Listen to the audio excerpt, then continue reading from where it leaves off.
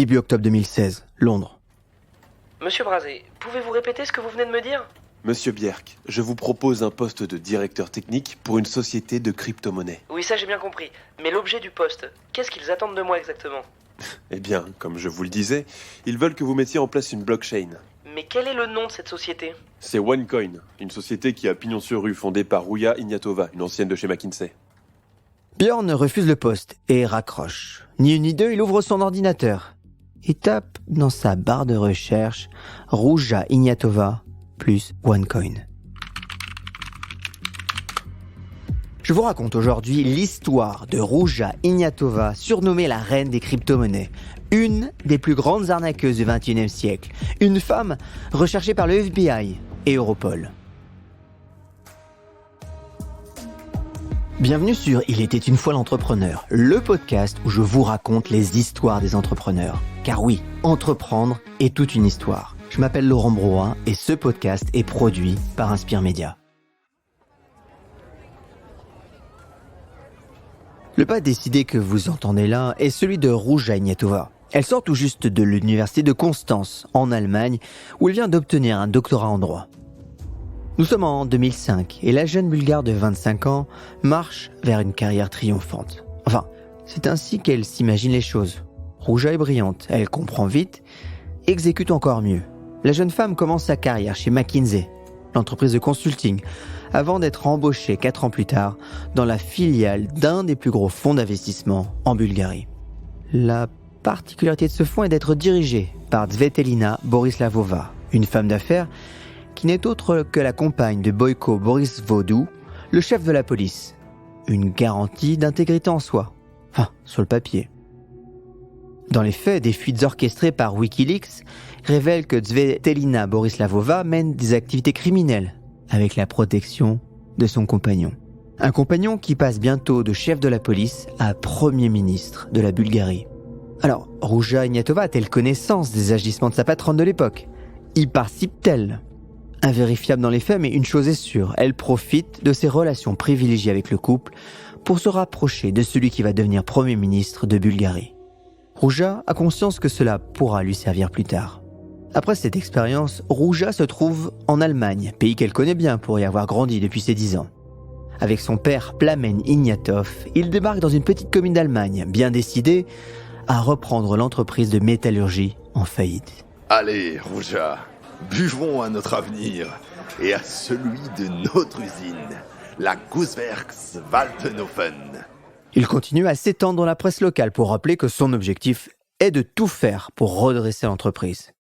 Et pour commencer, il affirme vouloir maintenir la production au niveau de 2008, malgré les 40% d'ouvriers en moins.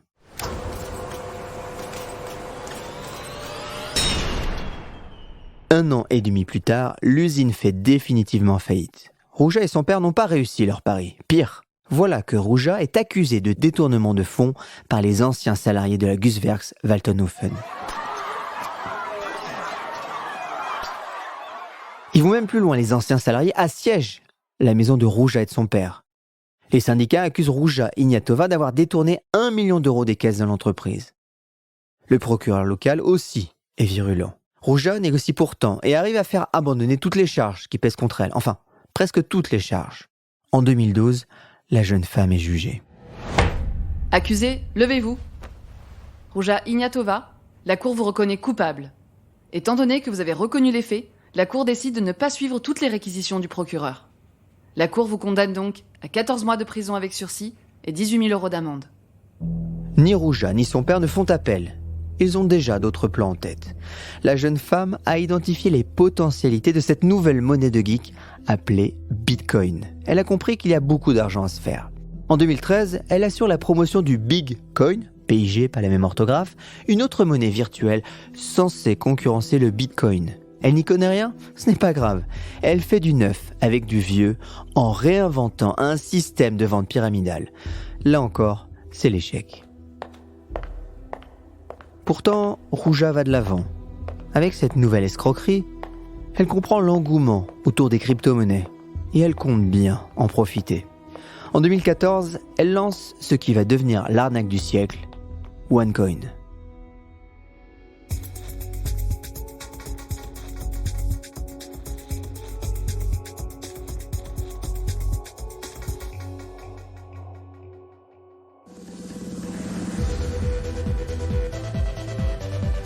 Mesdames et messieurs, vous passez un bon moment? Est-ce que vous passez un bon moment? Alors, laissez-moi vous annoncer celle qui va transformer ce bon moment en magie pure et simple. J'ai nommé notre amie, notre sœur à toutes et à tous, le docteur Ruja Ignatova, la créatrice de OneCoin.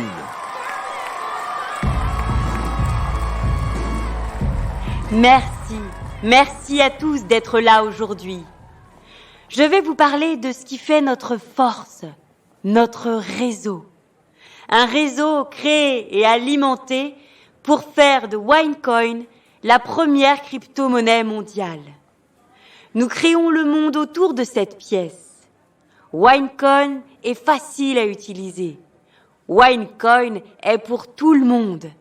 OneCoin va tuer le Bitcoin.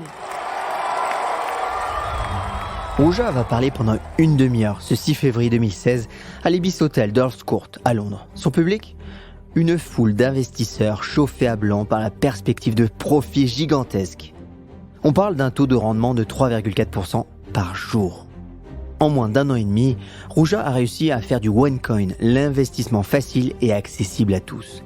Ces shows millimétrés n'y sont pas pour rien. Depuis le début, elle se met en scène à travers le monde pour présenter sa crypto-monnaie et surtout son fameux réseau qui devrait permettre au OneCoin de tuer le Bitcoin. Ruja affiche le spectacle de la réussite et promet à ses investisseurs de partager ses succès. Alors, qui ne serait pas tenté? D'autant plus qu'elle sait y faire. Comme lorsqu'elle invite les membres éminents de son réseau quelques jours après sa prestation londonienne au prestigieux palace Four Seasons. Christopher, je suis tellement heureuse que vous ayez pu nous rejoindre. Vous êtes un de nos meilleurs recruteurs et l'un de nos plus élégants. Vous savez, Ruja, tout le plaisir est pour moi. C'est un honneur d'être aux côtés d'une femme si intelligente et si énergique que vous. Oh, je ne suis pas certaine de mériter tous ces compliments. Au fait, ma secrétaire vous a-t-elle remis le petit cadeau? Oh, c'est Thomas. Je dois vous laisser. Veuillez m'excuser. Ruja décroche pour répondre à Thomas McMurrain, top recruteur pour OneCoin. L'homme a déjà fait ses preuves dans des arnaques similaires. En 2005, il a été condamné à 7 ans de prison. C'est grâce à des hommes comme lui et d'autres cadres rencontrés lors de sa première expérience avec Bitcoin que Ruja a su faire de OneCoin une réussite en moins de 2 ans. Au 3e trimestre 2016, OneCoin a généré 3,35 milliards de chiffre d'affaires et des bénéfices de plus de 2 milliards d'euros. Pour lancer sa crypto-monnaie, Ruja utilise un système vieux comme le commerce, la vente pyramidale. Et ce n'est pas pour rien que lors de ses shows, elle met en avant le réseau, car c'est ce réseau qui lui fournit l'essentiel de son revenu.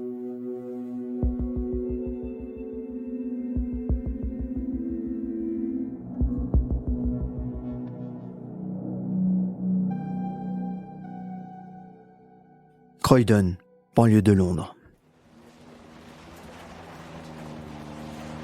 Ah, je reconnais la Mercedes de notre ambassadeur.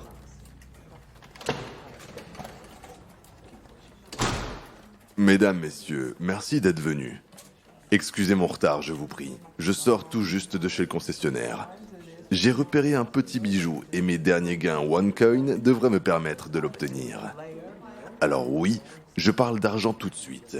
Parce que si vous êtes là, c'est pour cette raison. Gagner de l'argent. La crise de 2008, provoquée par les banques, nous a mis à genoux. Heureusement, cette crise a aussi des conséquences bénéfiques. Certains ont voulu penser hors système et ont créé le Bitcoin, malheureusement réservé à une élite technique. D'autres, comme le docteur Ruja Ignatova, ont pensé plus loin. Pour Ruja, le OneCoin est un investissement accessible à tous, et surtout, un investissement qui rapporte. L'ambassadeur OneCoin continue ainsi de suite son discours bien rodé. Enfin, il annonce un taux de croissance de 200% du OneCoin.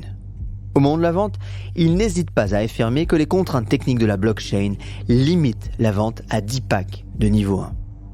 Il surenchère alors pour annoncer que les packs niveau 2, donc plus chers, n'ont pas les mêmes contraintes et surtout qu'ils bénéficient d'une ristourne de 50% pour l'ouverture d'un dossier. En face de lui, un public souvent vulnérable, touché par la crise. Un public qui a envie de croire à l'histoire racontée par Ruja Ignatova et son équipe. Bref, du marketing au service d'une arnaque, ni plus ni moins. Une fois que les gens ont investi, ils voient bien leur OneCoin s'afficher sur leur portefeuille numérique. mais ils ne peuvent pas les toucher. Alors, ils découvrent une solution, recruter de nouveaux investisseurs pour toucher une commission auprès de OneCoin. Un système bien connu dans le monde des arnaqueurs, la pyramide de Ponzi. Et le même schéma se répète invariablement dans le monde. New Delhi, Berlin, Bruxelles, Milan. OneCoin et Ruja n'ont pas de frontières. Ses adeptes la surnomment d'ailleurs la Crypto Queen.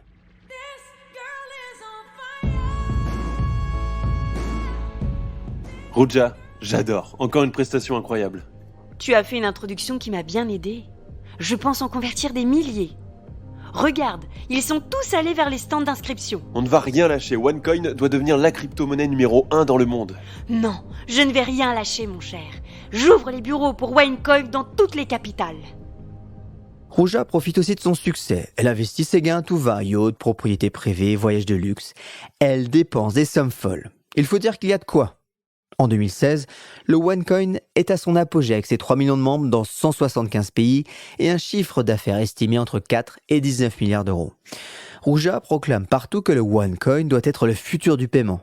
Elle s'en est presque persuadée elle-même. D'autres, pourtant, commencent à douter. Et certaines personnes flairent même l'arnaque.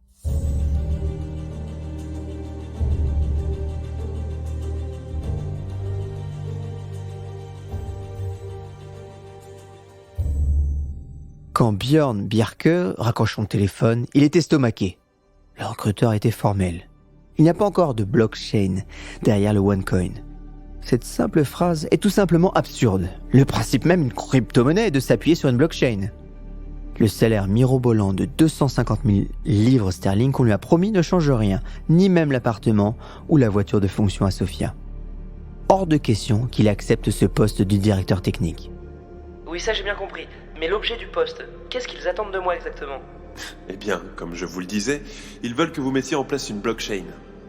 Björn ouvre son PC pour commencer à faire des vérifications. À ce moment-là, il ne sait pas encore dans quoi il fourre le nez. Mais ça, c'est l'histoire du prochain épisode.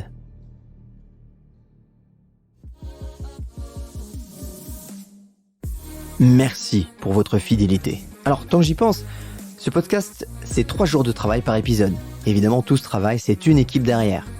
Merci donc à Thibaut Viotte, Marie Camier, Sarah Brevet pour l'écriture et Frédéric Kukovicic pour le son, mais aussi tous les acteurs, puisqu'il y a beaucoup d'acteurs, vous l'avez entendu, qui interviennent dans les dialogues. Fabien, Gaël, Jean-François, Céline, bref, c'est une véritable équipe qui travaille pour vous faire les meilleurs épisodes. Pensez bien d'ailleurs à mettre des étoiles et à parler de ce podcast autour de vous si vous avez appris des choses ou si vous avez été inspiré. Et ça, c'est une autre histoire au prochain épisode.